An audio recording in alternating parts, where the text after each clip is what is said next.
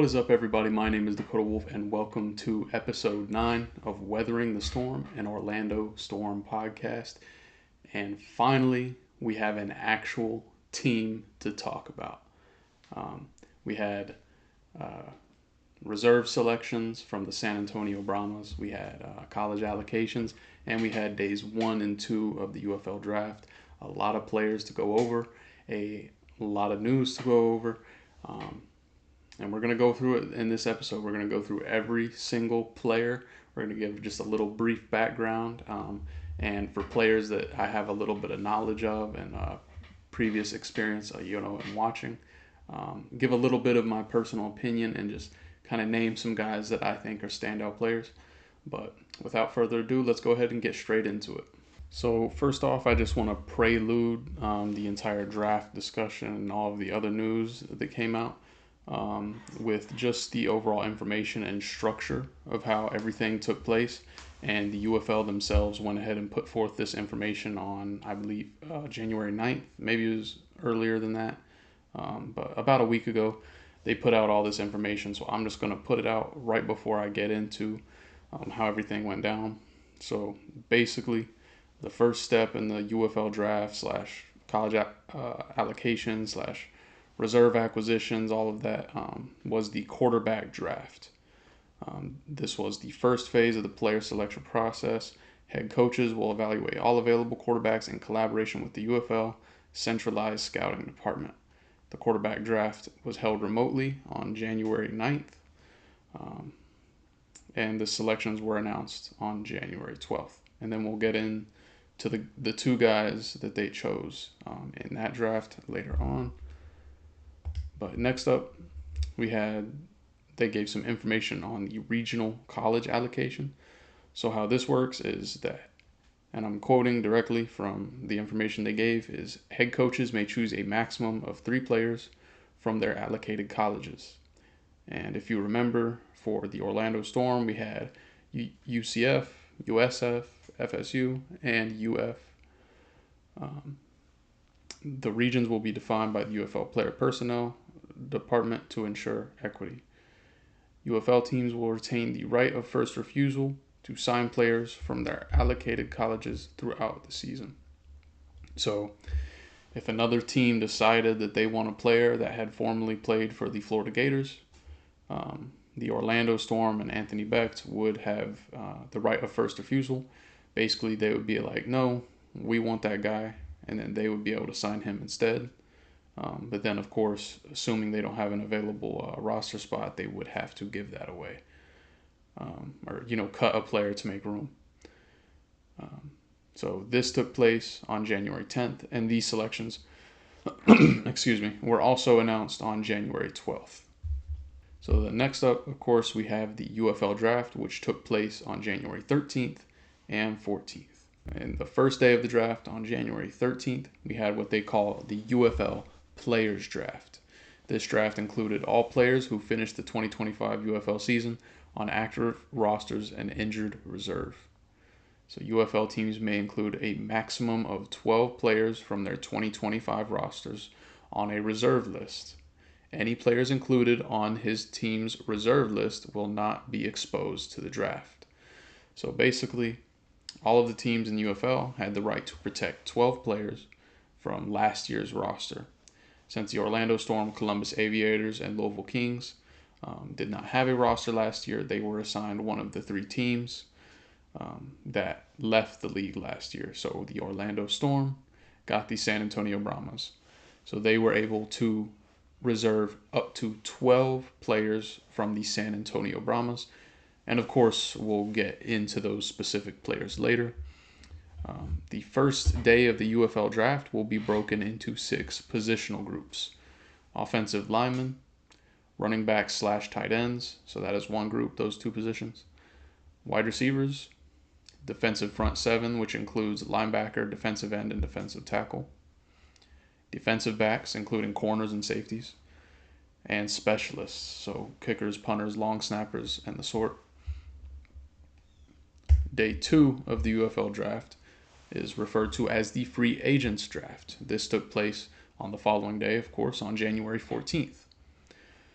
The following players who are not under contract in another league may be selected: 2025 NFL draft eligible players, so last year's draft; 2025 NFL training camp players, so players who were not drafted and I assume were either put on a practice squad or cut outright and did not make an NFL roster. And then we have 2026 NFL draft eligible players, so the upcoming draft in April for the NFL. UFL showcase attendees, so players who worked out in the tryouts, I guess they call it a showcase, but pretty much tryouts that they held earlier, late last year. Players who signed an LOI and did not finish the 2025 season on a UFL roster, and any other free agents not covered in one of those categories. So similar to the first day of the UFL draft, the second day will be broken into 7 positional groups.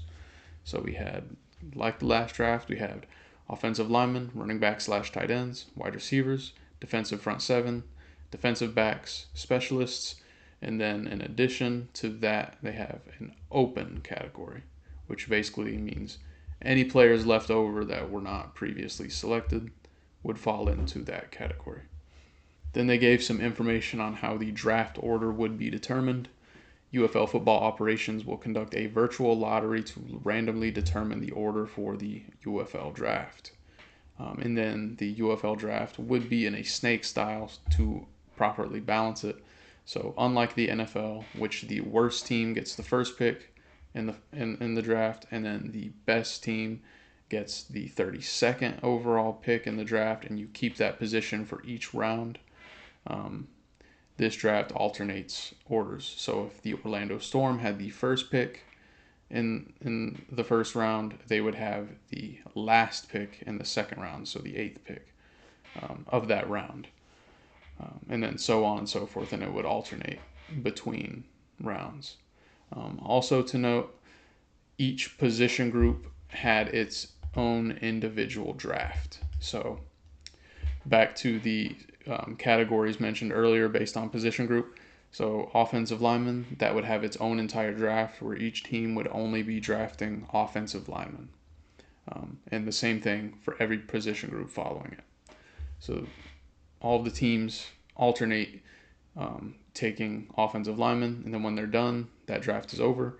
Then you move to running backs and tight ends, and then you move to wide receivers, and so on and so forth. So the last bit of information they provided prior to the UFL draft was the maximum number of picks, which UFL teams may select a minimum of 60 players and a maximum of 62 players. This includes 3 quarterbacks, a maximum of 3 college allocations, and a maximum of 12 reserve list players. UFL teams may sign additional free agents following the draft. The training camp roster limit is 64 players. So this isn't entirely relevant, but the next bit of information that they did provide was that the 2026 schedule would be announced on January 22nd. So just 1 week away from the current day that I'm recording this, January 15th. So to start us off with the player acquisitions to the roster, the first acquisitions that were announced were the 2026 quarterbacks. And first up we have Dorian Thompson-Robinson and Jack Plummer. Now before I get into the specifics of their background, where they came from, and their career up until this point, let me just go ahead and let you hear what Coach Becht had to say about these players himself. What's up, guys? Coach Becht here, and we have your quarterback list for the Orlando Storm for 2026, and I am fired up. I cannot wait for the season. I put a lot of time and effort to make sure we put a great product on the field, and it starts at the quarterback position. And we got a couple guys I want to talk to you and introduce you to. First, we got Jack Plummer. Jack is an unbelievable talent, big, 6'4", 200-pound plus, awesome pocket passer, got great vision, great feel for the game. He's got a lot of reps in the NFL in the preseason the last 2 years and had a really successful run in college as well. So I'm super excited to have him. He's a great leader, he's a great person, and he's a quarterback that's ready to go deliver the football to our weapons and have a great season. Our second quarterback that we picked up is Dorian Thompson-Robinson, DTR to a lot of people that don't know him.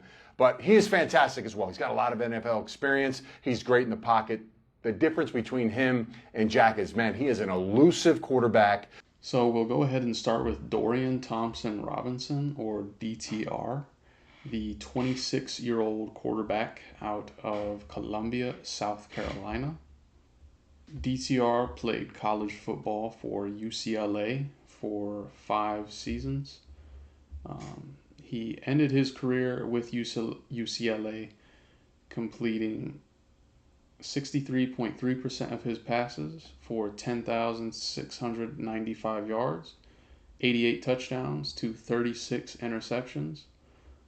Also rushing 470 times for 1,827 yards and 28 touchdowns. His most significant season was in 2022, his final season with UCLA, where he led the Bruins to a 9-4 record, completing 69.6% of his passes, getting 3,154 yards, 27 touchdowns to 10 interceptions, and 646 rushing yards and 12 rushing touchdowns. DTR then began his NFL career with the Cleveland Browns after being drafted in the 5th round of the 2023 NFL Draft. He would back up Deshaun Watson after beating out Kellen Mond for the backup position. He would bounce in and out of the starting lineup occasionally, but never really found much traction with the Cleveland Browns. In March 2025, DTR, packaged with a 5th round pick, was traded to the Philadelphia Eagles in exchange for Kenny Pickett. DTR would then be waived on August 24th, there ending his NFL career, at least up until this point. Then, of course, on January 12th, just 3 days ago, as of the day I'm recording this, DTR was selected by the Orlando Storm. Just to summarize his career with the NFL in terms of statistical accomplishments, he played 8 games for the Cleveland Browns in 2023 and started 3 of them. He accomplished a 1-2 record in those starts.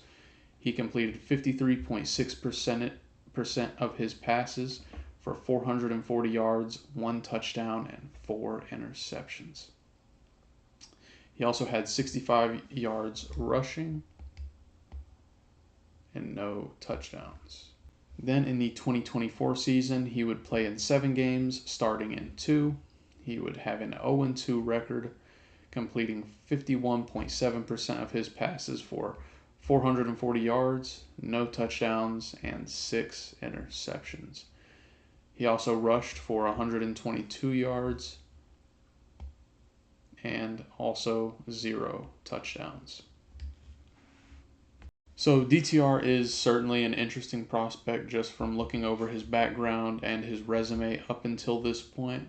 He is certainly more of a dual threat type of quarterback, mobile, athletic, and has proven he can pass at a high completion percentage in college. It is kind of difficult to judge his NFL career considering the games he started in were games they weren't really expecting to win anyways, just throwing him into the lineup after being a backup. And he also played for the Cleveland Browns, so that never really helps. Certainly an intriguing prospect, though maybe not as safe of a floor as the other one that I'm about to get into. The 1-4 touchdown to interception ratio in 2023 and then a 0-6 in 2024 is certainly concerning. But like I said, it is the Cleveland Browns, so it is hard for any quarterback to have any success on that team. We will have to see how he can fare in the UFL, if his ability will be more reminiscent of college or his NFL career. The next quarterback on the list here is Jack Plummer, which honestly had really confused me for a second because I had thought it was Jake Plummer, who is about 50-something years old now and is in no way, shape, or form a UFL quarterback. That really confused me. But nope, this is Jack Plummer, former Louisville quarterback, also 26 years old, just like DTR, and he is out of Dubuque, Iowa. He stands at 6'5" and is 215 pounds. So Jack Plummer had a little bit more of an interesting college career than DTR. I'm not saying a better one, a more interesting one. Also, not saying it's worse. Just he bounced around a little bit more, I guess is what I'm trying to say. So he spent his first 4 years, including one redshirt year in 2018, with the Purdue Boilermakers. Didn't really have a consistent starting role with the Boilermakers. He played in 9 games in 2019, starting 6. He only played and started in 3 games in 2020. Played in 9, started in 4, 2021. And then he transferred to California. After that, he transferred to Louisville, which the last 2 years seeing a significant increase in production. So we'll go ahead and start with the 2022 season with California, since that is his real first significant season. California only had a 4-8 record in that season, but Jack Plummer did complete 282 passes on 451 attempts, getting a 62.5 completion percentage for 3,119 yards, 21 touchdowns, and 9 interceptions. Now, in stark contrast to DTR, there's absolutely no rushing production to be found.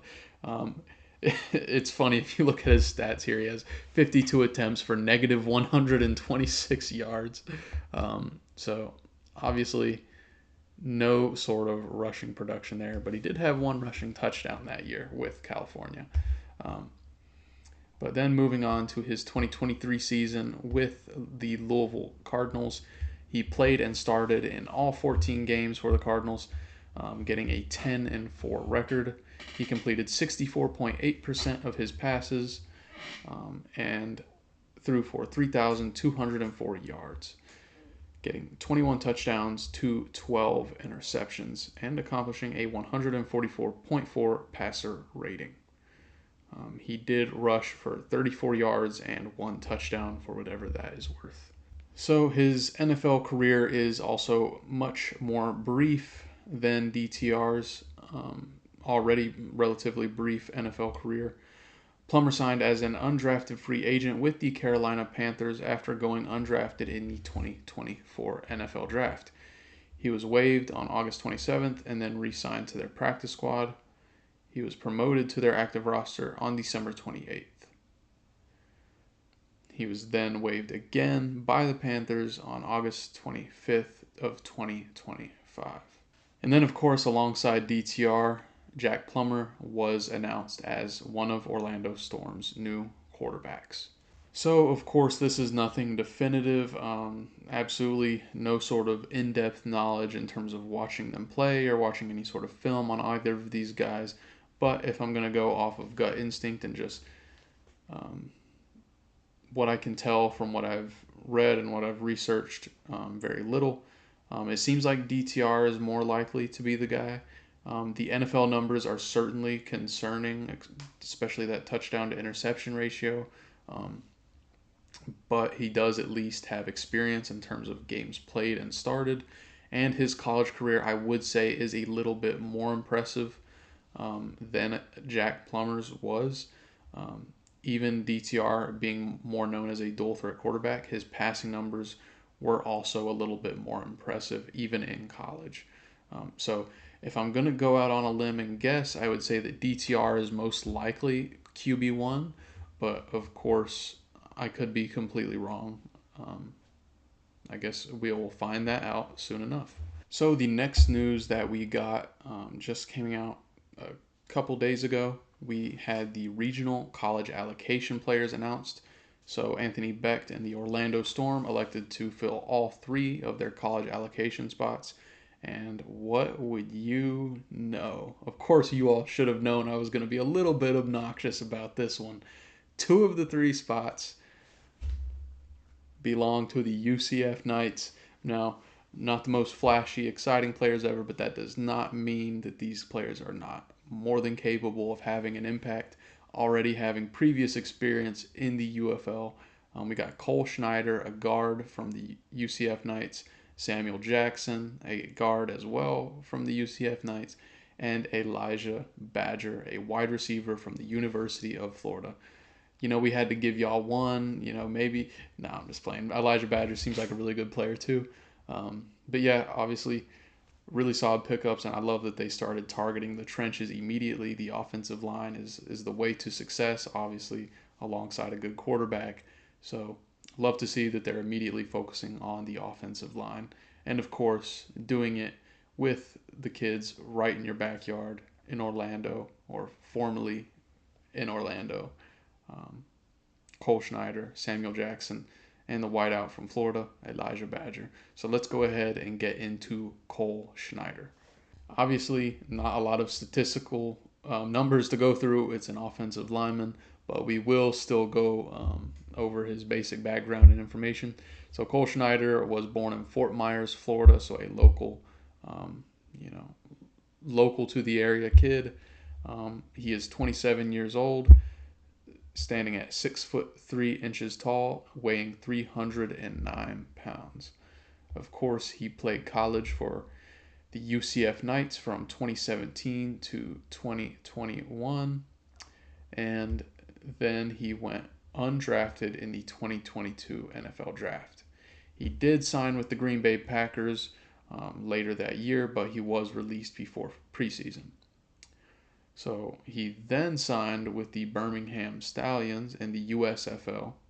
He played pretty well from the Stallions, apparently, and did win a championship with them in that same year. He did try to re-sign with the Packers again, but he was released just about 3 weeks later. He would re-sign with the Birmingham Stallions again in August 26th of 2024, and that is the last transaction he would make until signing with the Orlando Storm just 3 days ago. So up next we have the other UCF Knight offensive guard / tackle, Samuel Jackson. Samuel Jackson is a little bit bigger than Cole Schneider, standing at 6'5" and weighing 325 pounds. He's played guard, center, and tackle, and he played for the UCF Knights from 2017 to 2022. At UCF, he served as the team captain in the 2021 and 2022 seasons, and also earned first-team All-AAC from Pro Football Focus in 2022. After going undrafted in the 2023 NFL Draft, he would sign with the Jacksonville Jaguars, but was waived before the season. He would then go on to play for the Houston Roughnecks in the UFL and played 10 games for them in 2025. Samuel Jackson also signed with the New York Jets on July 23rd of 2025, but was waived again before the season had started. And that, of course, brings us to where he signs with the Orlando Storm. So up next, we have the Florida Gator of the 3 college allocations. That is the wide receiver Elijah Badger, the 24-year-old from Sacramento, California. He stands at 6'1" tall and weighs 200 pounds. Elijah Badger began his college career in 2020 with Arizona State and would stay with Arizona State for the 2021, 2022, and 2023 seasons. He would then transfer to the University of Florida in 2024, completing his final college season with the Florida Gators. So his first significant season came in 2022 with Arizona State, where he was named honorable mention All Pac-12 Conference. He led his team with 70 receptions, 866 receiving yards, 7 receiving touchdowns, and started all 12 games. He would follow up the 2022 season with a similarly successful season, obtaining honorable mention All Pac-12 again, and also leading the team once again with 65 receptions, 713 receiving yards, and tied the team with 3 receiving touchdowns. He would then transfer to the University of Florida in 2024, where he also led the Florida Gators with 806 receiving yards, 39 receptions, and 4 receiving touchdowns. He ranked second in the FBS with 20.7 yards per reception. Elijah Badger signed with the Kansas City Chiefs as an undrafted free agent on May 3rd, 2025, but he was waived later in August as part of the final roster cuts. Now, just to get into a little bit of his draft profile, just to kind of help better explain the type of player that he is. This is written by Lance Zierlein of NFL.com. He had him projected as a round 6 draft pick, and he ultimately went undrafted. The brief overview here, he says that there are times where Badger looks like the youngster on the playground who's a grade older than everyone else and able to do whatever he wants. He's on the lighter side and won't outrun NFL coverage, but the game comes naturally for him. His route running can be effective, but needs better detail and urgency. He has above average ball skills to track throws and win in tight spaces or pluck the ball from outside his frame. He's slippery with the ball in his hands and can handle kick returns. If he can handle more physical NFL coverage, he has the talent to become a wide receiver 3. And then the strengths that Lance goes on to outline here. He says he's very athletic and the game comes naturally to him. Mid-route acceleration and speed change catch coverage off guard. Stops abruptly, opening windows on hitches and comebacks. Soft but sudden hands with easy extension outside the frame. Body control and positioning to succeed with smaller catch windows. Slippery when the ball is in his hands. And then his weaknesses. Thinner frame could create durability concerns. Route running can be lackadaisical at times, so he's a bit lazy with his routes. Speed will be average against NFL coverage. Asked to block, but usually unsuccessful. Back injury in 2023 and needs to be examined. It seems like the raw talent is definitely there, especially for the spring league and for the Orlando Storm. If he can work on the blocking and he can put a little more discipline into his route running, I mean, even without those things, he seems like he can be a really special talent for the UFL. But with those things, he could be a truly elite receiver and, eventually make his way back into the NFL. So now that we covered all of the college allocations for the Orlando Storm, let's go ahead and get to the Orlando Storm selection for their reserve list, which don't be confused with like an injured reserve list or like, some sort of like stash away thing like practice squad. These players are all on the active roster and should have significant roles on it. They use the term reserve list because they are reserving these players from last year's roster. Now, as I mentioned previously, the Orlando Storm, like the Louisville Kings and Columbus Aviators, do not have an active roster to reserve from, so the Orlando Storm will be using the San Antonio Brahmas. You can choose up to 12 players to reserve. Anthony Becht and the Orlando Storm elected to only use 6 of those available slots. And leading off those selections is Tavante Beckett, the middle linebacker. And if you remember back to episode 4, if you've been listening this whole time, I did mention him and had pretty much nothing but good things to say about him. Really happy that we got him. It was honestly a no-brainer, so it's not like I was, that was some crazy prediction.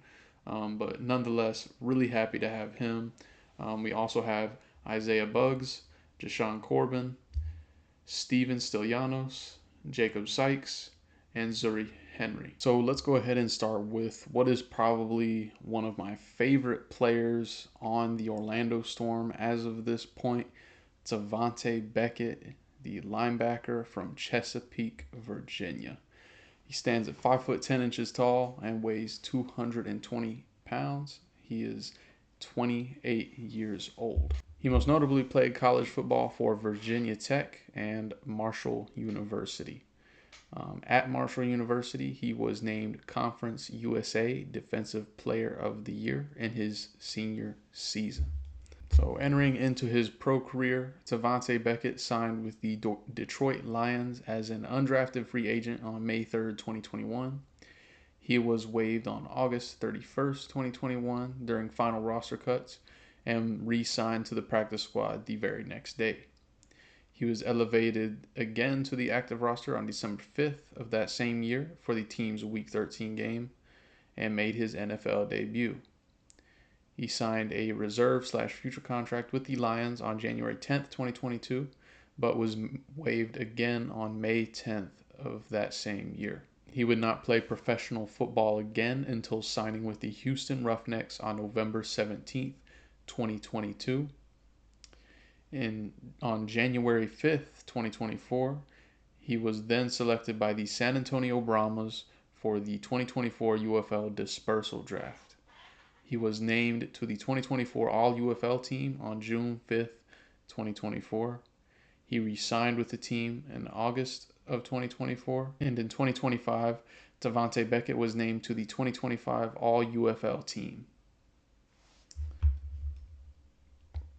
And then, of course, he signed with the Orlando Storm on January 13th, 2026 in the 2026 UFL Draft. So I'm not going to do this for every player, but since I've already spoken about him before and I have done a little bit of research and watched a little bit of film, I'll give a little bit of background in terms of the player and the person of Devontae Beckett. Devontae Beckett is like the ultimate high energy type of guy. He's that middle linebacker that's, just hustling all over the field, full speed, 24/7, always, rushing everywhere. Like the ultimate type of impact linebacker that you want on your team. He is slightly undersized, sitting at 5'10", but again, makes up for that with just heart, effort, and hustle. He isn't particularly known for his coverage, but really no linebackers are. Again, he's more of just like a heart and hustle type of guy. Again, still a great player, obviously. To top it off, he's like the ultimate team player, right? He is the type of guy you want for the locker room culture. He is a team captain, and he's just that guy that he's going to put the team on his back, and he's going to motivate the boys, and he's going to make sure the whole defense as a unit is out there and it's ready to play and it's ready to go. So he is a true leader of men, and he is the type of guy that you want on your team. You want at least a couple Devontae Beckett's on your team. So that's really the main reason. Like, I'm so excited and I'm so hyped to have this player on our team, and he is easily one of my favorites of the players that were selected over these couple days. I'm ecstatic that they brought him over from the Brahmas. High energy, high character, just the perfect type of guy you want in a locker room, and the perfect type of player you want on your team, period. So next we'll move into probably another one of the Orlando Storm's most talented players on the roster currently, and that is Jashaun Corbin. Currently 25 years old, standing at 5'11" and weighing 215 pounds. Originally from Rockledge, Florida, he went on to play college football at Texas A&M from 2018 to 2019, and then Florida State from 2020 to 2021. He didn't really get much play at Texas A&M in his first two college seasons, only starting in one game in his first season and then two games in his second season.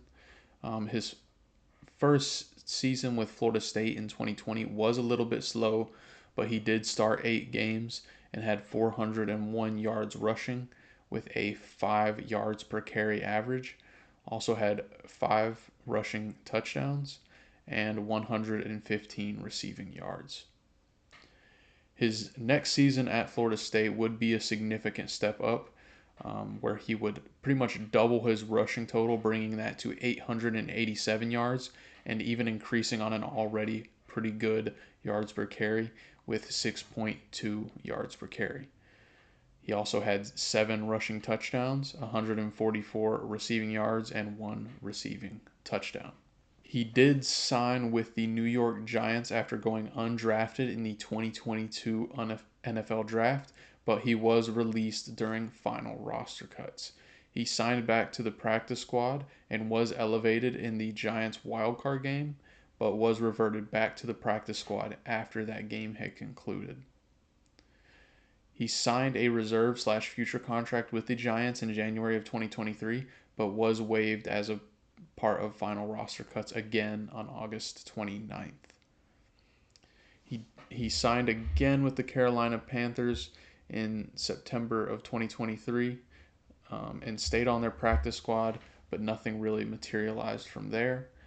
He signed again with the New York Giants off of the Panthers practice squad, but he was waived/injured on August 9th, 2024.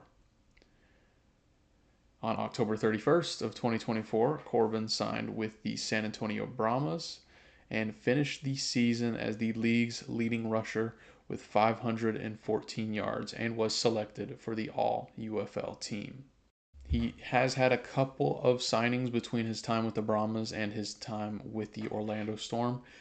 He signed with the Atlanta Falcons on June 17th of 2025, but he was waived again as part of final roster cuts.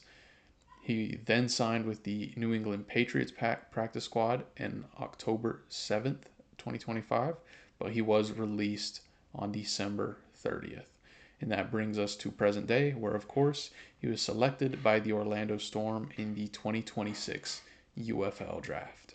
Up next, we have Jacob Sykes, the 26-year-old defensive lineman from Kansas City, Missouri, standing at 6'3" tall and weighing 282 pounds.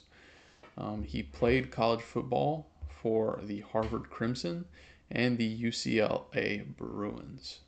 Sykes played 3 seasons with the Harvard Crimson. His most notable season came in his junior year in 2021, where he became first team all-conference with 29 tackles and leading his team with 7 sacks.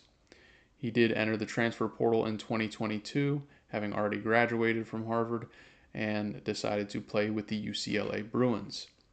In that season, he appeared in 13 games, 6 as a starter, and earned third team All Pac-12 honors from PFF after posting 29 tackles and a sack.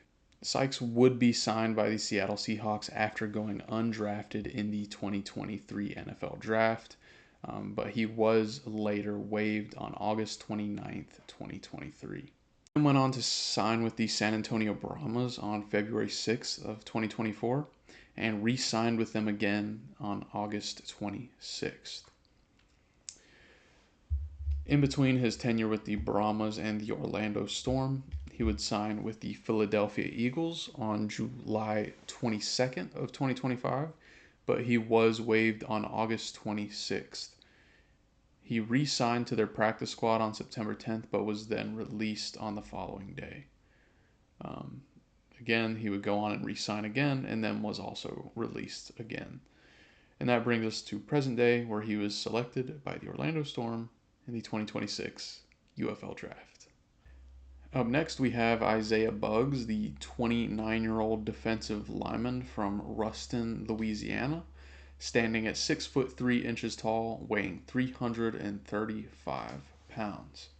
Isaiah Buggs would begin his college career with Mississippi Gulf Coast Community College in 2015 and 2016. He would accumulate 134 tackles and 7.5 sacks. However, in 2017, he transferred to the University of Alabama.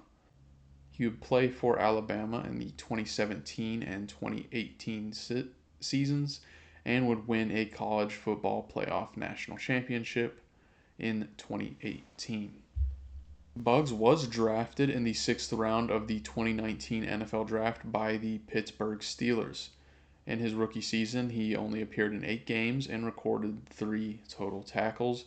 He was then later placed on the reserve/COVID-19 list by the team in 2020 and then activated again 3 days later.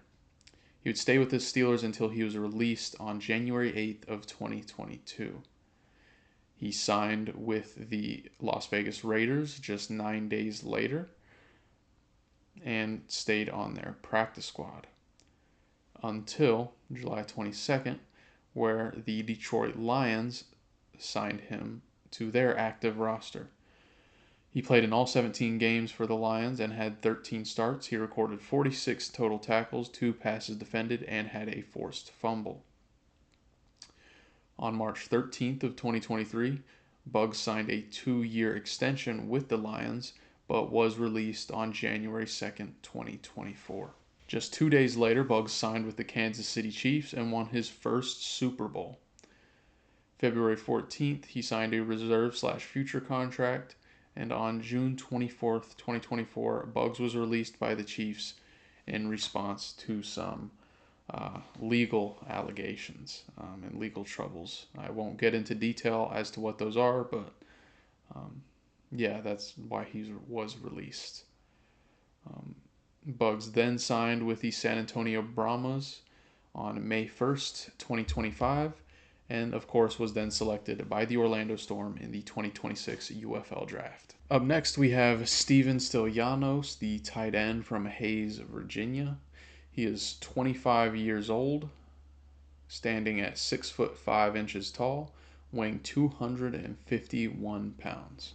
So I am going to be upfront about Steven Stylianos here. It is really hard to find any information about him that I can speak to, but he did play college for the Iowa Hawkeyes, and then of course signed with the San Antonio Brahmas, where in the 2025 season he had 15 catches for 86 yards and 1 touchdown.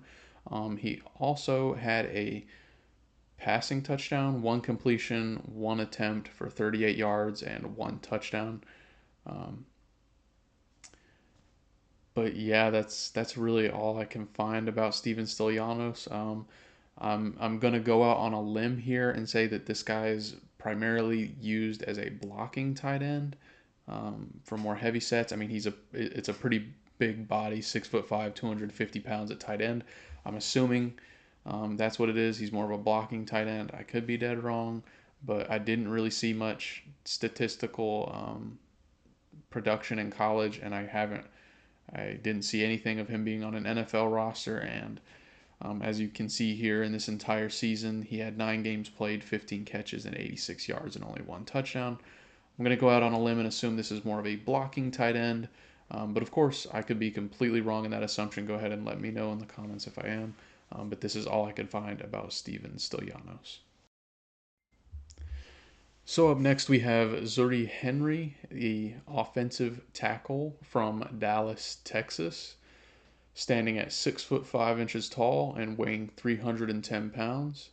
He most recently played college football at UTEP. I do like the fact that this guy has previous UFL playing history, experience, and that Anthony Beck continues to prioritize filling out that offensive line.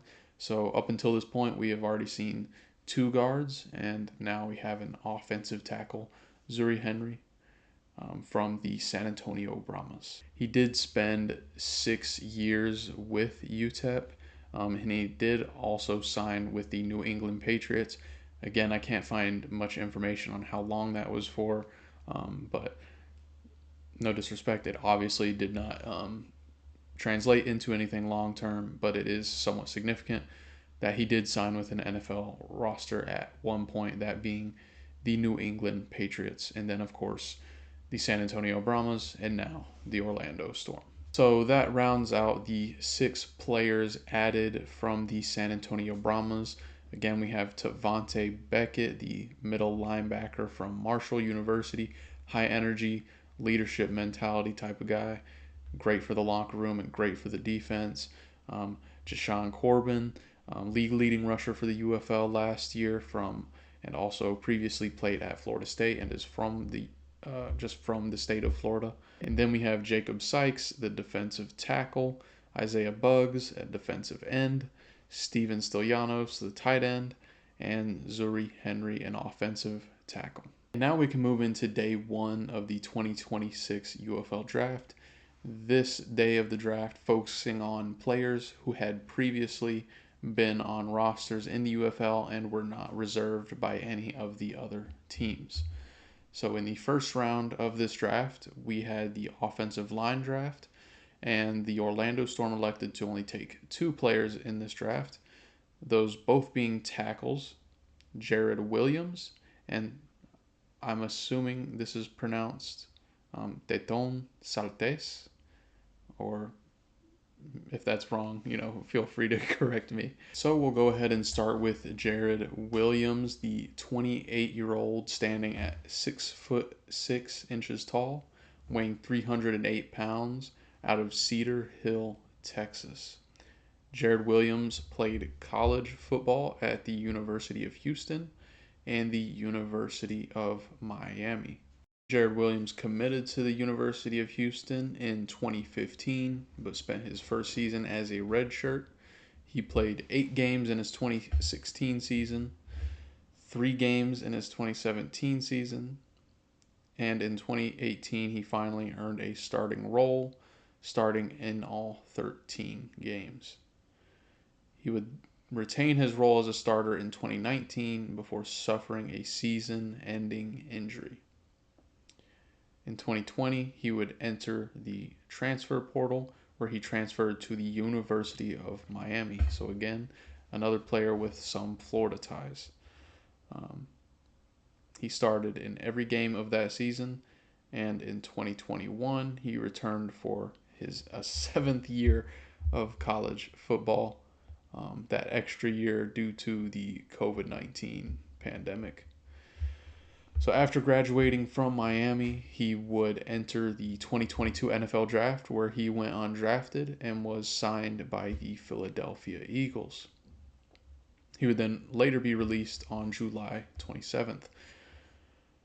He would then be brought back on August 7th of that same year and was released again on August 23rd. September 16th, the Eagles signed Williams to the practice squad and was then later placed on the practice squad injured reserve list.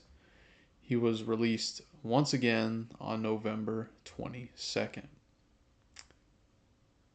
He then signed with the Detroit Lions on December 29th and stayed on their practice squad. The Eagles would come back and sign him off of the Lions practice squad to a reserve/future contract, but would again release him on May 16th. He signed with the Pittsburgh Steelers later that year on June 5th, but was released on July 30th. He then signed with the Minnesota Vikings on August 3rd, but was waived on August 28th. He would then enter the UFL, where he signed with the San Antonio Brahmas on January 19th, 2024. Just the current day, where he was, of course, selected by the Orlando Storm in the 2026 UFL Draft. So next, let's move on to Teton Saltes, or Teton Salts. I'm not sure if I'm trying to overpronounce that name. I apologize. The 27-year-old offensive tackle from Pine Ridge Indian Reservation, South Dakota. He stands at 6 foot 5 inches tall, weighing 300 pounds. He played college at the University of New Mexico and transitioned from defensive line to offensive line and earned the starting right tackle job.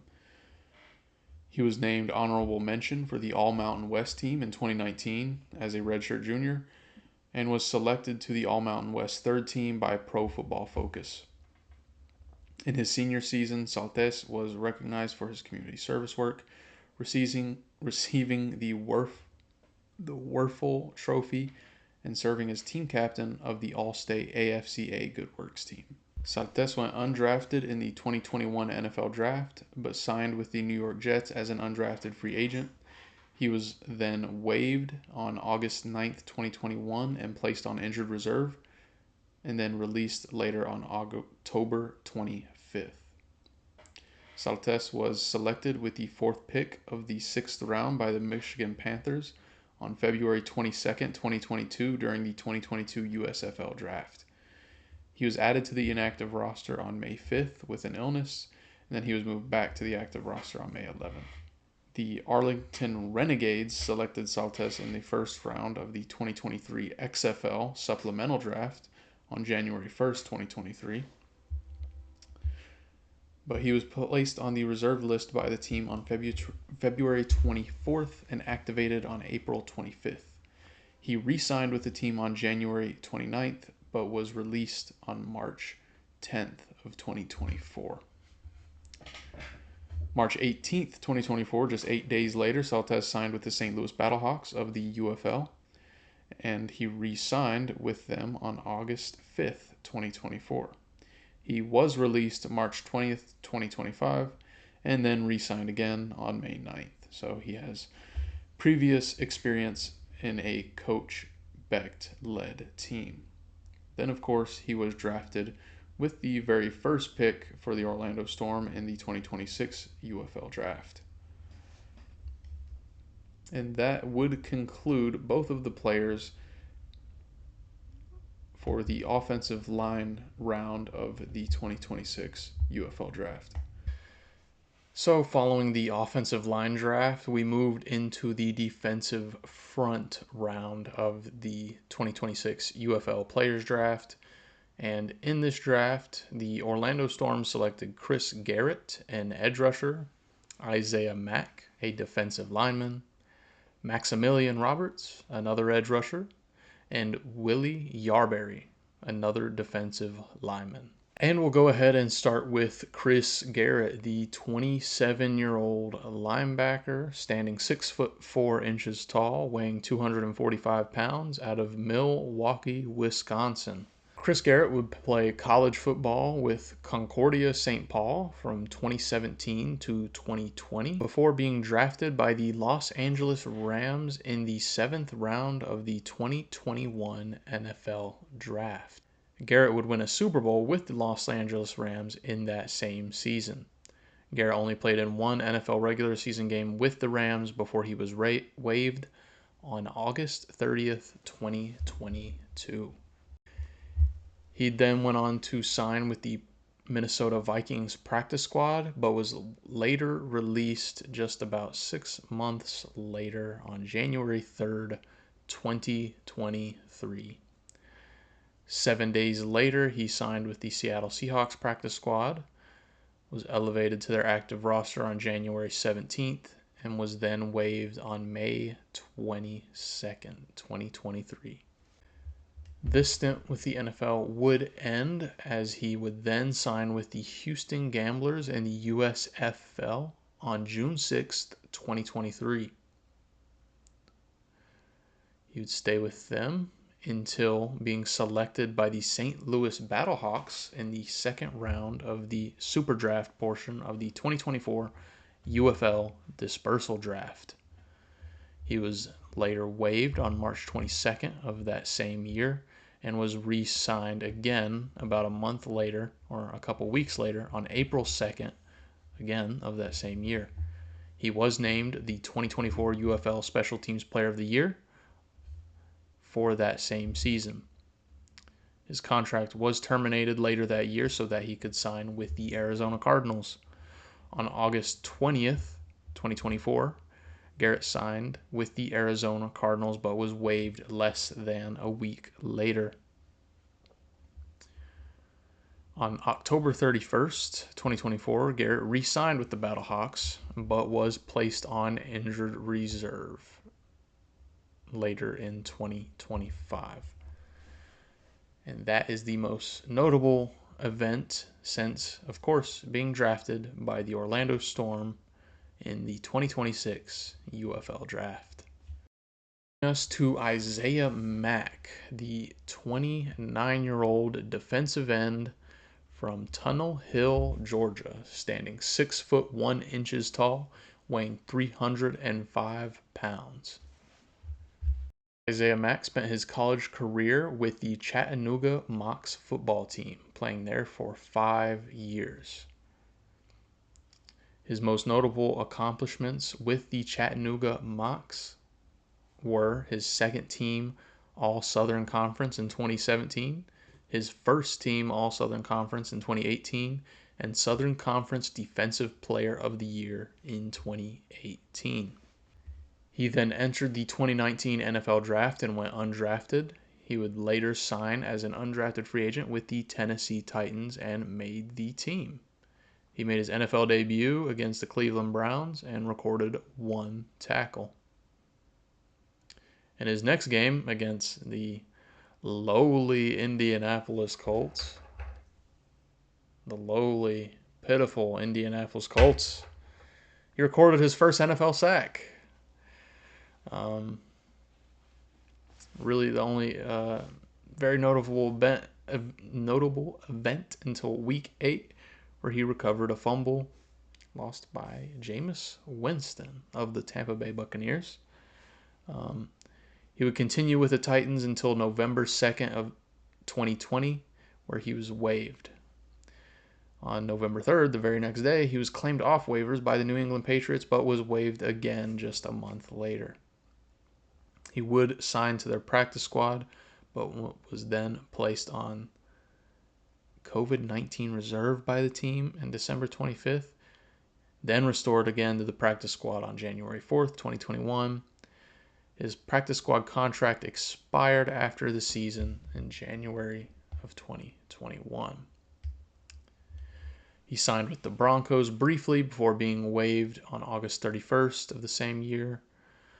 Then signed about a couple weeks later with the Pittsburgh Steelers, but was released again about a month later. Signed to the Baltimore Ravens practice squad on November 17th, 2021.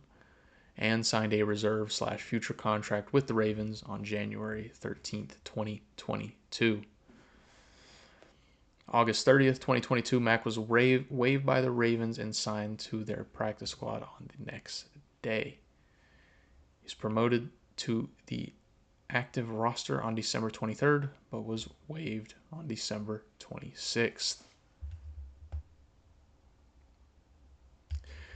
He was then claimed by the Seattle Seahawks on December 27th, but then waived on January 13th, 2023. January 16th, 2023, he was claimed by the New York Jets, but was not added to their roster until after the Super Bowl of that same year. He was then later released by the Jets August 8th, 2023. August 20th, 2023, Mack signed with the Washington Commanders. 8 days later, he was released as part of the final roster cuts. March 5th, 2024, Mack signed with the Miami Dolphins, but was released August 27th. And that brings his, very decorated NFL career, in terms of, how many teams he was with. I mean, Lord, he was with about half of the NFL right there, to an end. And then he signed with the St. Louis Battlehawks again, another former player of Coach Becht. But he signed with them on December 4th, 2024, and was placed on injured reserve May 20th of 2025. And then, of course, was selected in the 2026 UFL Draft by the Orlando Storm. And up next, we have Maximilian Roberts, a defensive end/outside linebacker from Delaware, Ohio. Maximilian Roberts stands at 6'1" tall and weighs 250 pounds. Maximilian Roberts played 3 seasons at Fordham, where then he then transferred to Maine, the University of Maine, and then most notably played for Boston College. In 10 games at defensive end, he totaled 22 tackles and had 4.5 sacks and 6 tackles for a loss. Can't find much information based on where, if he entered the draft, if he went undrafted, but at some point he did play for the Los Angeles Rams.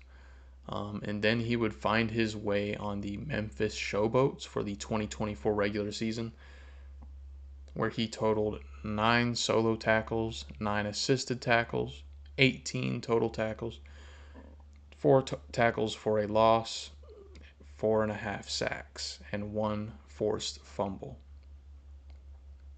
He only played 2 games with the Birmingham Stallions, totaling 4 total tackles, 1 tackle for a loss, and 1.5 sacks. And then, of course, he was selected by the Orlando Storm in the 2026 UFL Draft.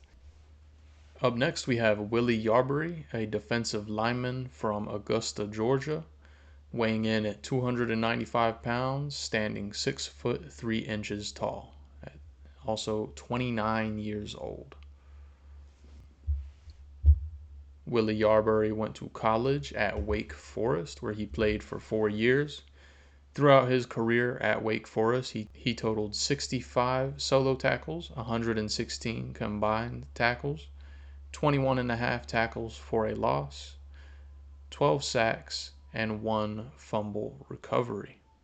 He was also elected team captain in the 2018 season for Wake Forest. He's also played 2 years in the UFL for the Birmingham Stallions. In the 2024 season, he totaled 18 tackles for the Birmingham Stallions. And then in 2025, he totaled 34 tackles for the Birmingham Stallions. And then that, of course, brings us to where he was just drafted by the Orlando Storm in the 2026 UFL Draft. That would conclude the defensive front 7 draft. Just 4 players taken for the Orlando Storm there.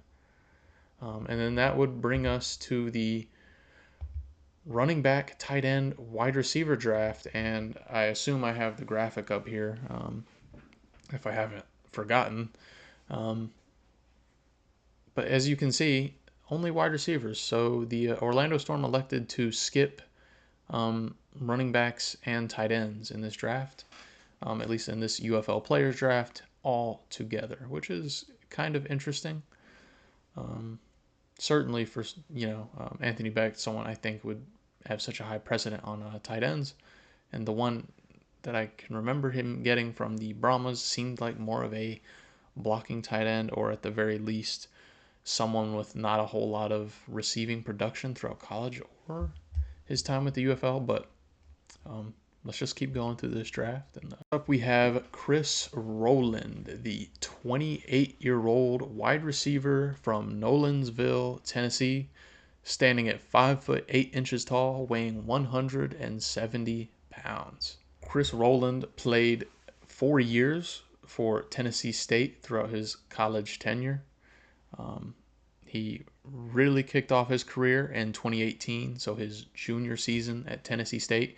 He played and started in 8 games, caught 57 passes, and accumulated 727 receiving yards, as well as 5 touchdowns.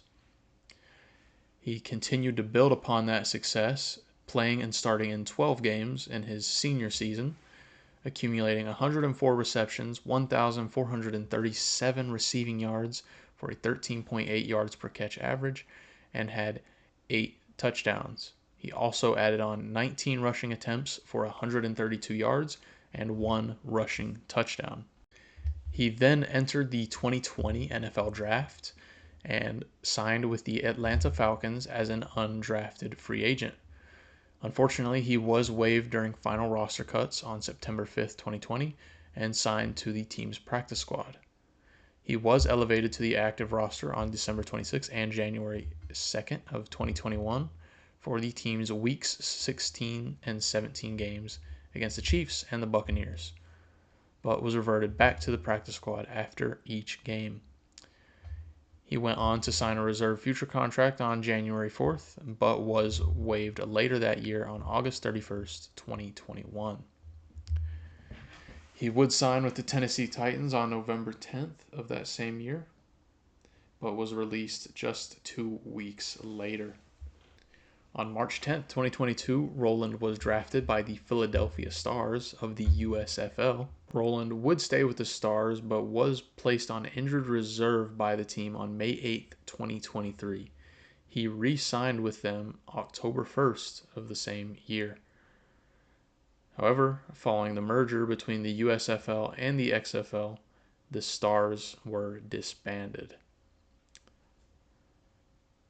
On January 15th, 2024, Rowland was selected by the DC Defenders in the second round of the Super Draft portion of the 2024 UFL Dispersal Draft. He was named to the 2024 All-UFL team and re-signed with the Defenders on October 7th, 2024. That next season, he was named to the All-UFL team as a receiver and return specialist.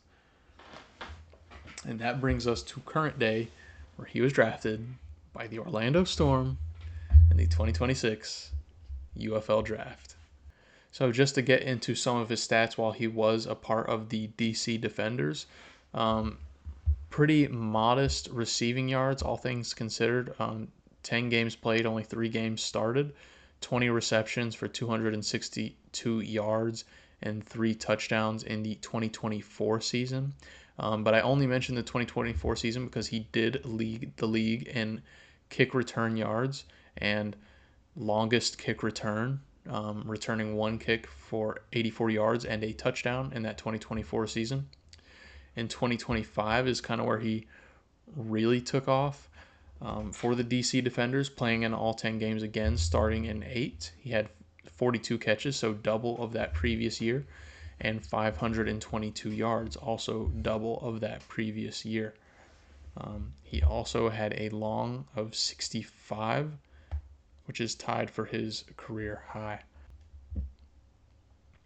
So this is a player that is clearly not only an electric wide receiver, but an electric kickoff returner. So look out for that when the season starts.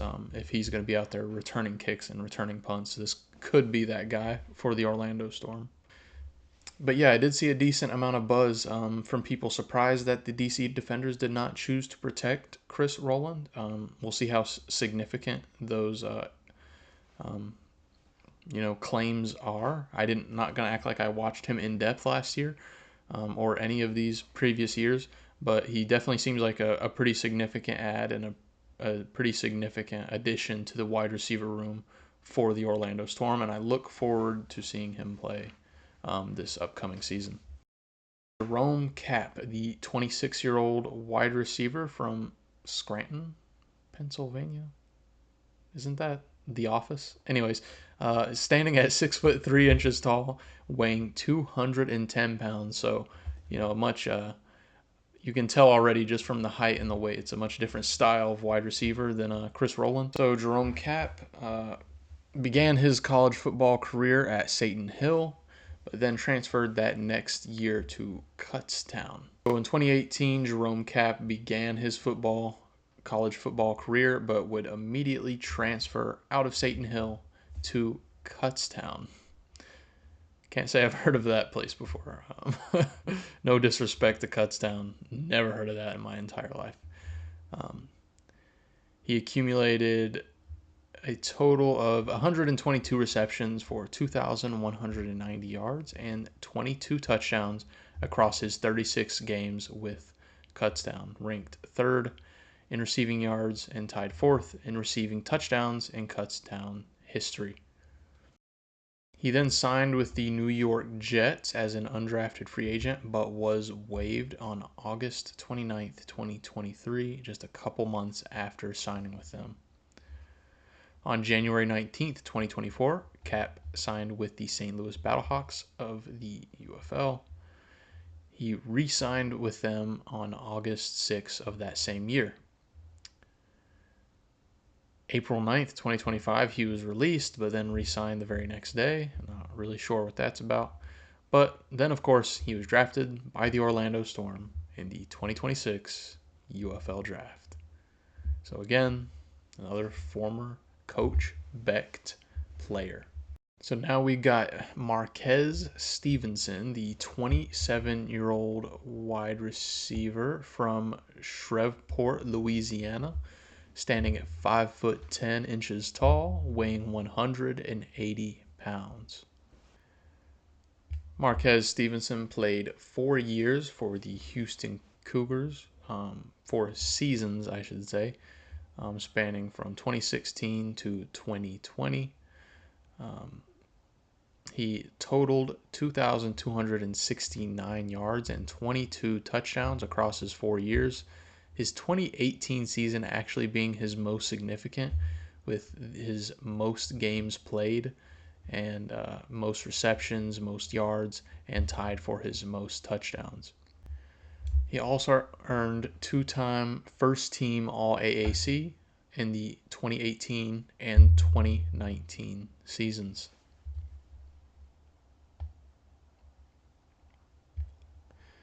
His NFL career would begin with the Buffalo Bills as he was drafted in the 6th round of the 2021 NFL Draft. However, he was placed on injured reserve in September 1st of 2021, was not activated until November 25th of that same year. He was placed on injured reserve a second time on August 31st of 2022. He would then be released December 6th of that same year, but was re-signed to the practice squad 3 days later. December 13th, he was released from the practice squad, and the very next day was signed by the Cleveland Browns. He would stay on the Cleveland Browns until May 9th of 2023, where he was then waived. 7 days later, he signed with the Carolina Panthers, and he was waived just a couple months later. On January 19th, 2024, Stevenson signed with the San Antonio Brahmas, and he would re-sign on September 3rd, 2024, which brings us to present day, where he was drafted by the Orlando Storm in the 2026 UFL Draft. And now we got a guy with probably one of the weirdest last names I've ever seen in my entire life. No disrespect, of course. Sam Wigluss. Is the Z silent? Sorry, I apologize. But Sam Wigluss, I'm going to go with that. From Brecksville, Ohio, standing 6 foot tall, weighing 187 pounds.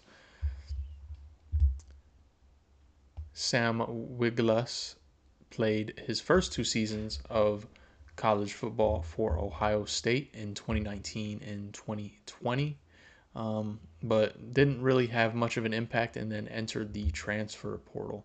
He then decided to transfer to the Ohio Bobcats, where in his first season he recorded 73 catches for 877 yards and 11 touchdowns.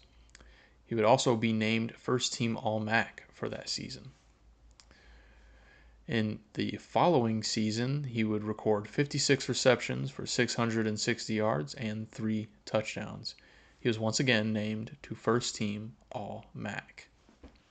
He would then sign with the Los Angeles Rams as an undrafted free agent on May 2nd, 2024, but was waived on August 27th. He was re-signed to the practice squad, but again released on October 31st. On December 14th of 2024, he would sign with the St. Louis Battlehawks, but was released on April 11th. Just about a month later, he would re-sign with the Battlehawks, and then, of course, be drafted by the Orlando Storm in the 2026 UFL Draft.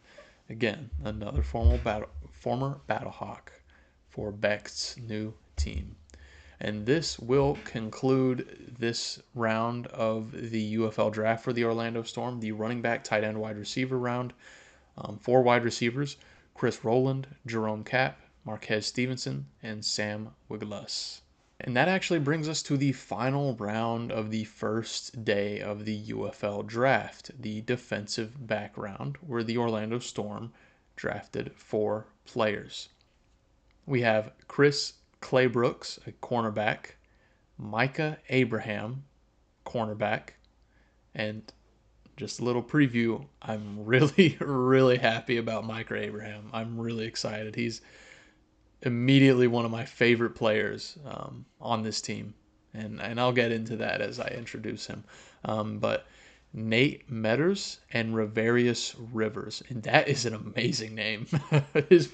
Ravarius Rivers, that's a really cool freaking name. That's first team all name in the UFL for sure. But anyways, let's go ahead and get started with Chris Claybrooks. Claybrooks is a 27-year-old cornerback out of Nashville, Tennessee, standing at 5 foot 9 inches tall, weighing 180 pounds.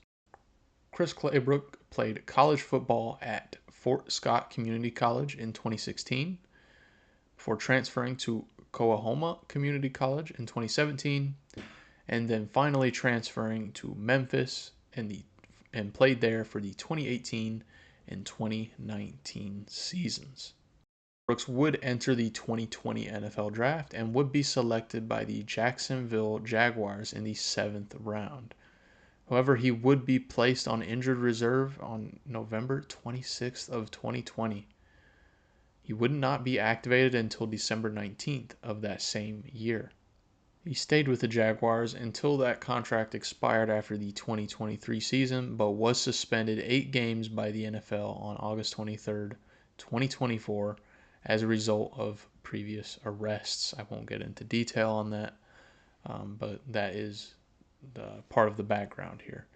21st, 2025, Clay Brooks signed with the Arlington Renegades, and then, of course, was drafted by the Orlando Storm in the 2026 UFL Draft.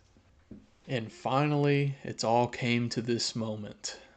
Probably definitely one of my favorite players on the Orlando Storm already before the season has even started. Let me not glaze too much, but you'll see why I'm glazing when I get to it. You'll see, even though it was brief, you'll see. Micah Abraham, the cornerback out of Tampa, Florida. Again, another Florida connection, even though that's not why I'm so excited about him.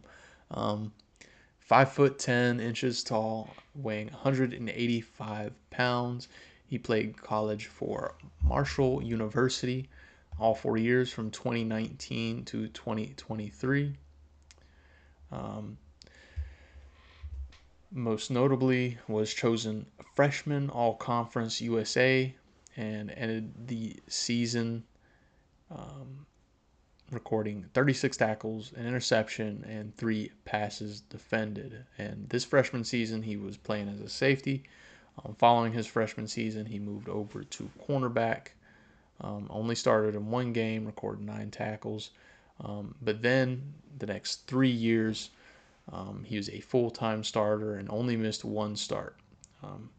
He made second-team All-Conference USA in 2021 and first-team All-Sun Belt Conference in 2022 and 2023. Led the team and conference in passes defended in 2021 with 15 and was team leading in that category with 16 in 2022 and 19 in 2023. Also led the conference in interceptions in his last 2 college years with 6 in 2022 and 4 in 2023. He ended his college career with 150 tackles, 12 interceptions, and 55 total passes defended. And now you all can uncover why the glaze has been so absurd. Abraham was selected in the 6th round of the 2024 NFL Draft by the Indianapolis Colts, but he was waived on August 27th. And not to get on too long of a tangent, but it was a mistake. Anyone familiar with the Colts cornerback situation that year understands that we needed all the depth we could have, like all the depth we could get. And for whatever reason, we waived him after an excellent preseason.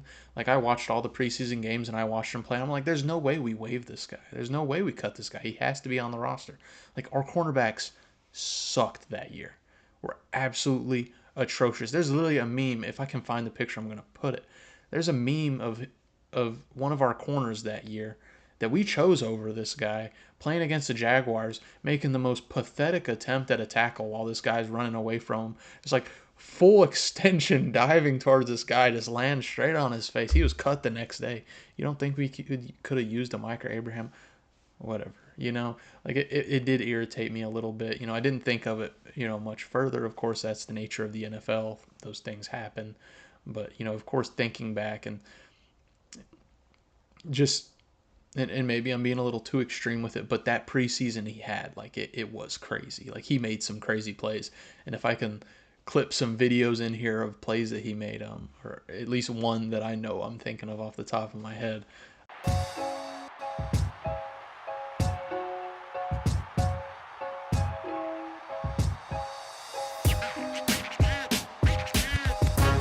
The Colts think they've got the ball. Fumble recovery. They're sprinting down the far sideline with it. Indianapolis going to score a touchdown. That's Micah Abraham, the rookie out of Marshall. And he's in there for a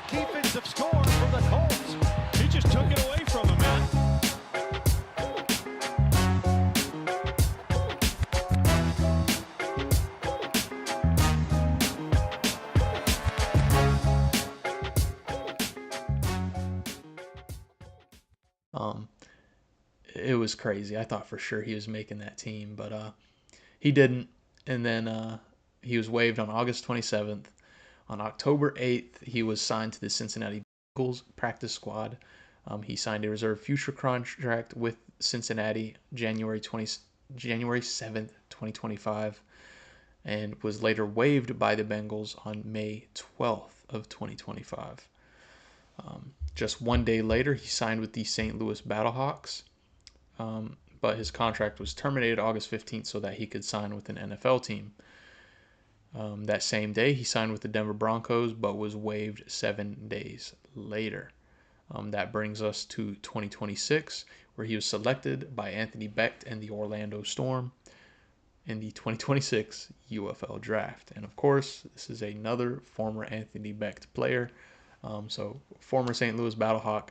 I have personal bias because he's a former Colt, but also a local kid to Florida.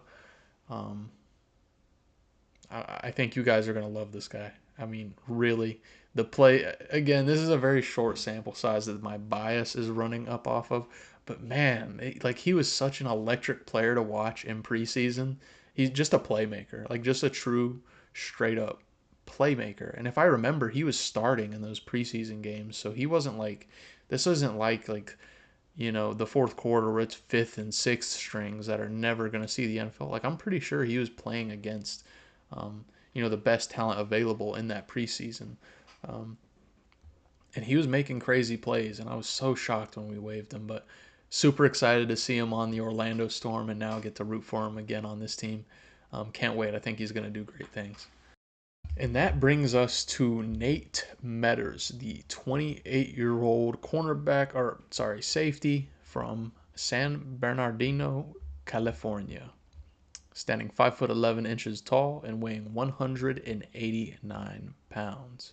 Nate Metters played all 4 seasons of his college career for the UCLA Bruins and finished up his career with 149 tackles, 22 passes broken up, and 3 interceptions in 30 starts and 42 games played. Now again, with corners and honestly a lot of positions,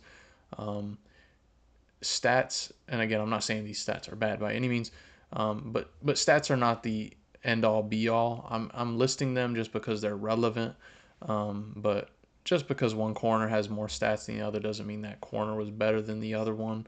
A lot of times the best corners don't get a lot of stats because they're just never targeted, simply put. But yeah, I just wanted to put that in there just because I'm reading off stats, but that doesn't mean I think, one player is better than the other because their stats are,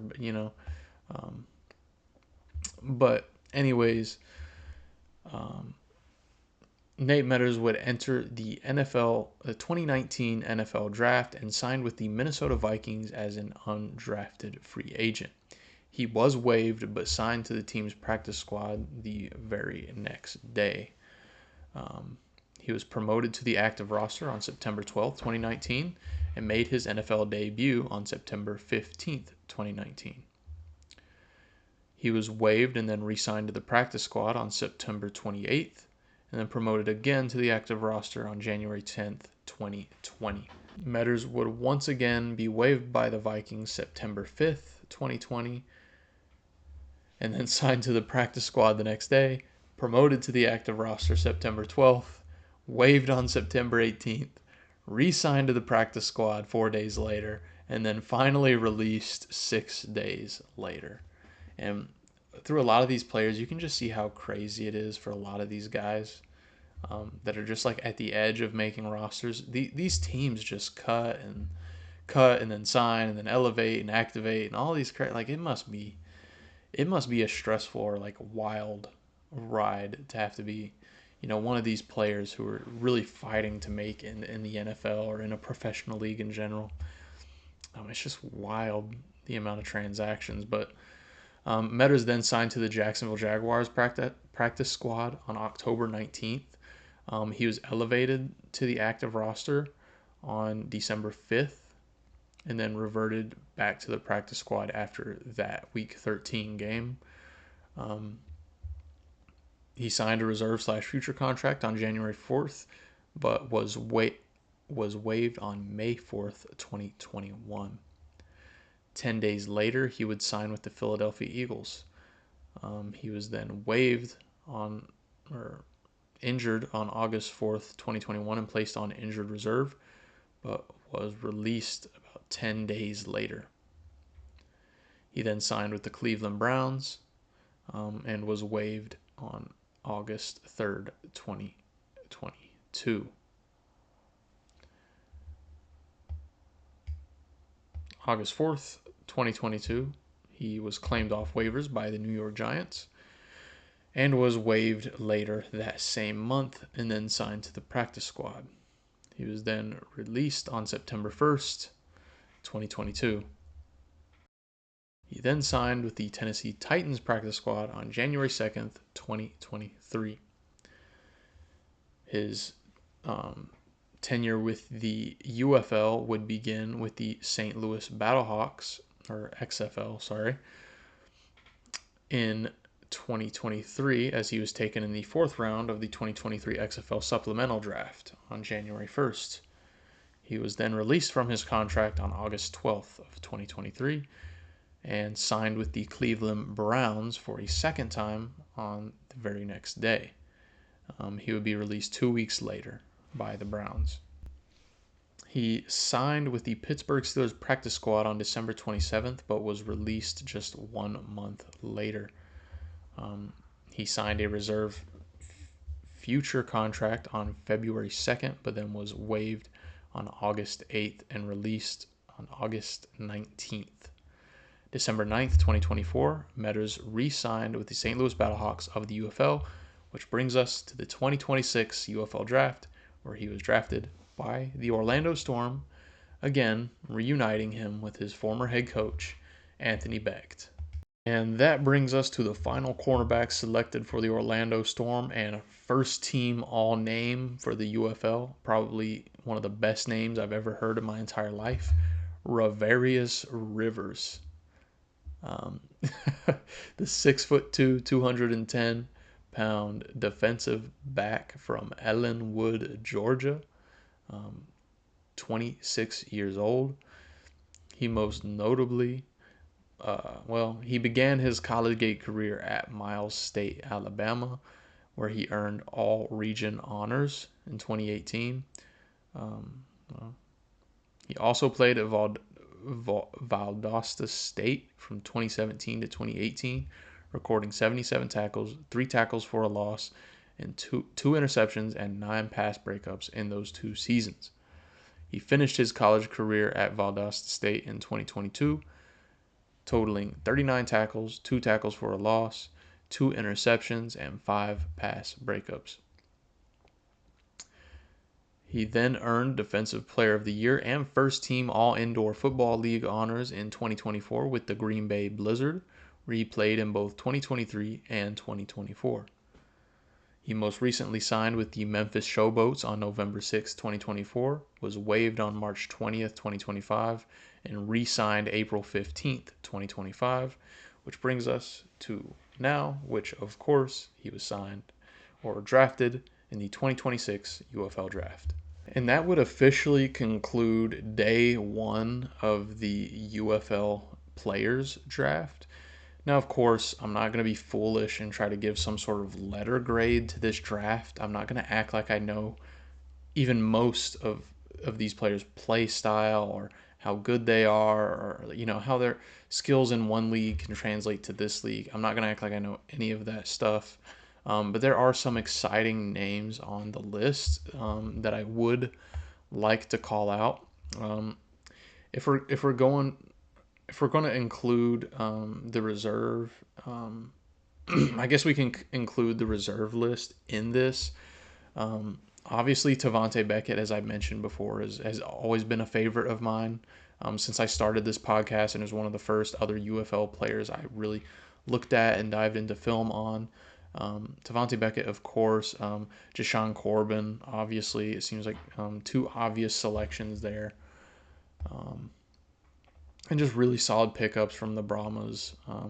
Chris Rowland seems like a really good fit. For some reason, again, maybe I'm off base, but I feel like I really like Marquez Stevenson. Yeah, Chris Rowland seems like obviously a really good talent. And then Marquez Stevenson, something kind of sticks out about him. I'm not really sure what it is. And then, of course, as I already said before, you all know I have this bias for Micah Abraham. So just 4 games watching him play in preseason, I don't know. That was enough to do it for me, I guess. But really excited to see Micah Abraham again. I still feel like he should be in the NFL, at least as a depth corner at the very least. But yeah, Micah Abraham, Chris Rowland, Marquez Stevenson, Devontae Beckett, and Jashawn Corbin. Those are the standout players for me personally. Of course, that's no disrespect to all the other players, and is by no means me trying to say that these will be the best players for sure on the entire team. Not saying that at all. Just saying these, to me personally, are the players that stand out the most. But without any further ado, let's just go ahead and get into day 2 of the UFL draft, which the UFL describes as the UFL free agent draft, which includes all those categories that we had already mentioned earlier. So for the UFL free agent draft, I am going to change it up a little bit compared to how I just did the other draft. I know I didn't go that in depth in the other draft. I'm probably going to go a little even less in depth on this one. It's just a lot more names actually, and also I'm trying to find information for some of these guys is like really difficult. So I'm going to keep it brief. I'm just going to give their names and positions. And also Coach Becht had, a little bit to say. Like, they put out a video, basically him giving his own personal explanation for what he saw in these groups of players for each round of this draft. So I'm going to introduce the players by name and position, and then I'm just going to clip in the video of what he had to say about it, of what Coach had to say, and then we'll go from there, and we'll just knock this out real quick that way, and then I'll kind of summarize the entire draft, both days, everything, give my thoughts and standout players. So in the first round of the UFL free agent draft was the offensive lineman round, and the Orlando Storm selected Michael Gonzalez, an offensive guard, Mose Vaveo, an offensive guard, Jason Ivey, an offensive tackle, Joey Fisher, an offensive guard, and Mike Edwards, an offensive guard. Storm Nation, what's up? Head coach Anthony Becht here. We just finished up, really wrapped up the offensive line draft. Free agent UFL, we got 10 guys right now. I cannot wait to see these guys compete. We got big, athletic, strong, nasty, every possible attribute you can think of that make linemen great. We got a great mix of them. All these guys have great playing experience. They're hungry. They got 6 bags of chips on their shoulders, so they can't wait to come in and play. And that's what we're looking for, so we can be the nastiest line in the UFL. Go Storm. So there were Coach Becht's thoughts about his offensive line group. You heard him mention, big and nasty and having a bunch of chips on their shoulders, that dog mentality. Really like what I heard from that. But let's go ahead and move on to the next round, the defensive front 7 draft, which includes defensive linemen and linebackers. We start off this draft with Jasheen Davis, a defensive end. And then we drafted Feldarius Payne, another defensive end, Deshaun White, a linebacker, Kashawn Banks, a defensive end, Darian Butler, linebacker, Grayson Murphy, linebacker, and Dion Jennings, another linebacker. And then I'll go ahead and give Coach Becht's thoughts on this group here.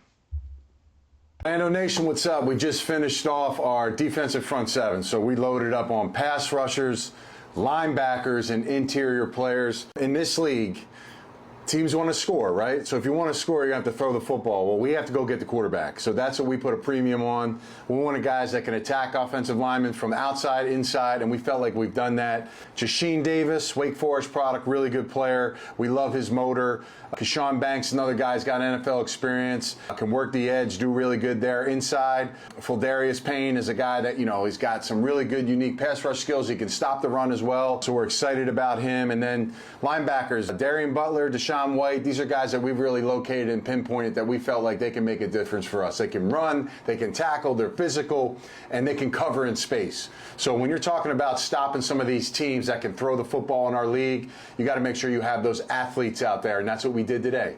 So we're going to wrap that up defensively. We feel really good about that. We may add one or two more players, but outside of that, we feel really good about what we got. I can't wait to show them on the field in Orlando. Go Storm.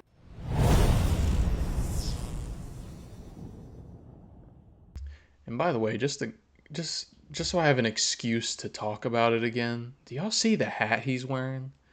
Can y'all please, UFL, Orlando Storm, Anthony Becht himself, if any of y'all are actually watching this, can you please make that hat available for sale? I get he's the coach, obviously he gets top priority, he's the top dog, but please let me give you my money. Please let me give you my money. I need a hat, man. As much as I love talking crap to you Gators fans and FSU fans and USF fans and wearing this hat and being a cocky UCF fan, just let me wear the Orlando Storm hat, man. I just want an Orlando Storm hat. I need hats. I need hats. I have a lot of hats. I want an Orlando Storm hat. It's the Storm podcast. I want to be repping the Storm. I don't want to have to keep, I don't want to keep aggravating all the other Gators fans and, Seminoles fans in here just having to stare at my UCF hat all night long, or all video long. But, come on, man. Get me an Orlando Storm hat. That's all I'm asking for. But, anyways, that little tangent aside. But yeah, with that aside, let's go ahead and get into the next round of the UFL free agent draft, and that is the skill group for the offense, which is the wide receiver, running back, and tight end draft. And if you can remember, I would hope you can remember, I just talked about it, in the UFL player draft, they didn't draft any running backs or tight ends in this round. They only drafted 4 wide receivers. So as you can see here, we got, well, not immediately, we got Aaron Cruikshank, a wide receiver, Trey Stewart, a running back, so there's one, JJ Galbraith, a tight end, Steve O'Klotz, tight end, Cam Camper, hey, that's first team all name too, Cam Camper, okay, wide receiver, we got Jordan Bly, another wide receiver, and let's go ahead and let him give his thoughts on that.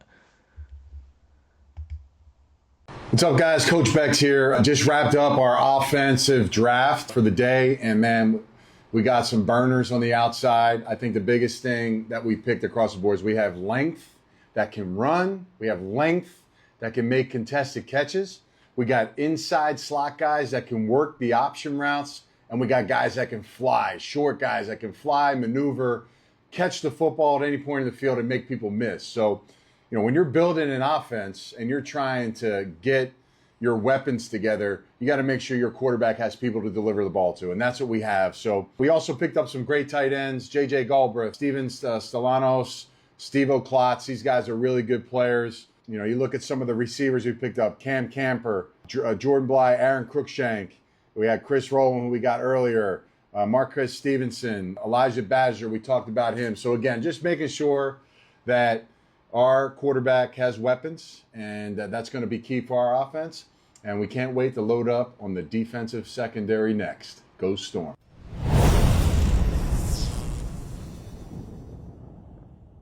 Yeah, I'm not going to lie, guys. The more I sit here and think about these names and I'm starting to, look at all the different skill positions, I'm like, well, we had the UFL's league-leading rusher as our running back. We got Chris Rowland, Marquez Stevenson, and Elijah Badger as wide receivers, and plus, obviously, all the other guys. like I'm looking at a lot of our corners and safeties. I'm like, man, those guys are good. The linebacker Davante Beckett, and the only reason I'm not mentioning offensive line and defensive line is I don't, I'm just not familiar with those names. But a lot of these positions that I'm looking at, I'm like, man, our roster might have, like, I know it's too early for me to make any like letter grades or anything like that, but I'm seeing a lot of positive things, and I'm starting to slowly convince myself this roster is looking pretty good. But anyways, let's move on to the next round of that draft, and it is the defensive back round. We have Michelle Powell, a safety, Lamar Jackson, no, not from the Ravens, a cornerback. We got Jalen Mahoney, a safety, Alan George, another cornerback, Christian Matthew, another cornerback, and Jason Taylor II, another safety. And last but not least, we have the specialist round of the UFL free agent draft, and this includes Alex Matheson, the long snapper, Michael Lance, the kicker, and Jack Browning, the punter. So I am editing this video in after the fact. I am actually recording this on the 16th, the day after I recorded the rest of the video on the 15th. Because I forgot to mention the last round, which was the open phase round. That's only because I didn't see it posted anywhere on the UFL's official page, and I just completely forgot about all of those players in that round drafted, even though I even had mentioned it earlier in the podcast as one of the rounds that took place. So I am getting all the players and just the brief information from UFL Storm Center on Instagram. Not that they need my shout out, they have more than enough of a following, much more than I have. But really cool guy that runs that page, and he's also a writer for PFN, so go ahead and follow that account if for some reason you aren't already. But to go ahead and get into the selections for the open phase of the UFL draft and the very final round. Oh, of course, very special guest, first ever guest on the podcast. I got Arlo here, too busy licking himself. Arlo, sir. Arlo, come on, man. Have some respect for the podcast.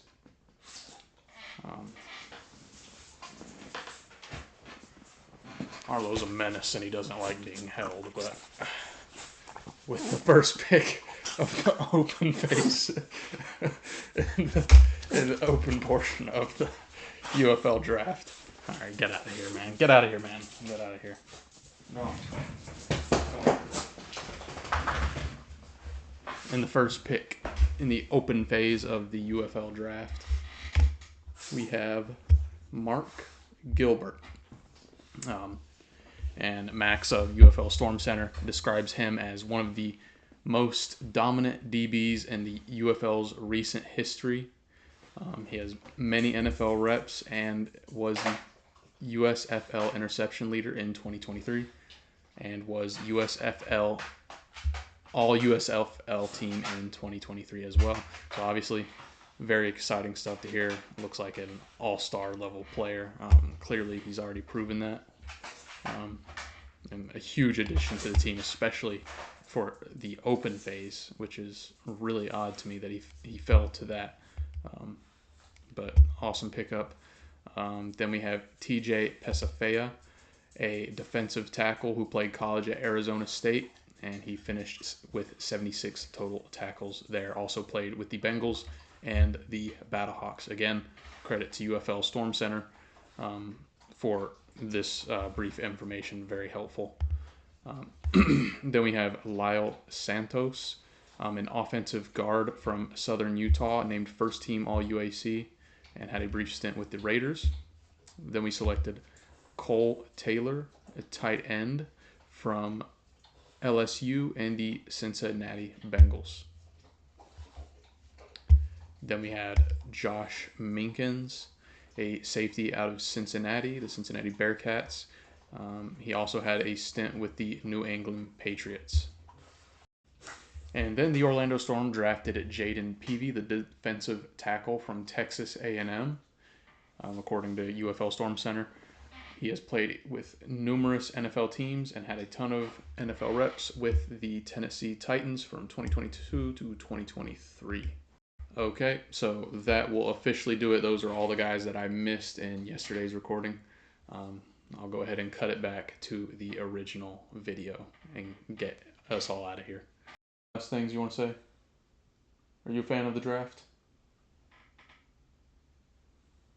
Oh no, he doesn't seem like he's a fan. Arlo, you need to believe in the Storm, all right? We got a lot of good playmakers. Tavante Beckett. You like Tavante Beckett? Last second edit, the Orlando Storm have also signed Jalen Mahoney, a defensive back who has recently played for the 49ers, the New York Jets, and played college football for the Vanderbilt Commodores. So yeah, that'll just about do it, guys. Once again, just to name off, my favorites from this draft. I'm gonna go with Jashaun Corbin, Chris Rowland, Marquez Stevenson, and then on the defensive side of the ball, we're gonna have Tavante Beckett, and of course, as I keep mentioning, Micah Abraham. But of course, I'm looking forward to diving in on the film of these guys, whatever I can find available, and just getting to know this team as much as possible. Go ahead and let me know the favorites of you all's favorites of the players that you know or have history of. If there's any information about these guys that you can give me in the comments, I would love to read it and love to just learn more and more about these guys. And of course, Ravarius Rivers, first team all name, and Cam Camper, first team all name. But yeah, I mean, from what I can see, it seems like a really solid draft. Again, guys, like I'm not gonna act like, a lot of these players I've never seen play before. I've never heard of them before, so I'm not gonna sit here and act like I got some deep insider knowledge on whether this was a good draft or not. But there are a lot of intriguing players. I can say that at the very least. A lot of seemingly really good players. But yeah, I'm really excited. Now I think like the season is like actually starting now. I can finally get away from these like conceptual videos and who might the Orlando Storm get? Could they get Kyle Trask? Could they get, UCF's entire senior roster? Could they get Bryce Perkins? Like, a lot of stuff like that. It's fun to speculate, I guess, but at the same time, it's so tedious. I'd rather talk about players that we actually have, and I'm looking forward to doing a deep dive on a lot of these guys, and like maybe doing film reviews and like looking over film and commentating, and kind of what I did with Kyle Trask, but with actual players that we have on our roster. I'm really looking forward to it. This is like actually starting to pick up the intensity and get exciting. Really cool stuff, and I honestly just can't wait for the season to get here and for things to progress further and this team to come together and just see what we have. Seems like we're building something really special, but again, not gonna act like I have this insider knowledge. We'll see, and I'm excited to keep talking about this team and bringing you guys more content on the podcast. And just want to say thank you all for supporting the show. Thank you all for being along with me on this journey as I figure everything out, as I figure out this whole podcasting thing. Like I've said time and time again before, I'm new to this. It's the first time I've ever run any sort of podcast. First time I've bought a microphone and a webcam and got, editing software and figured all this stuff out. So thanks for being patient with me. Thanks for supporting the show. Thank you for weathering the storm. Go Storm. Sir John.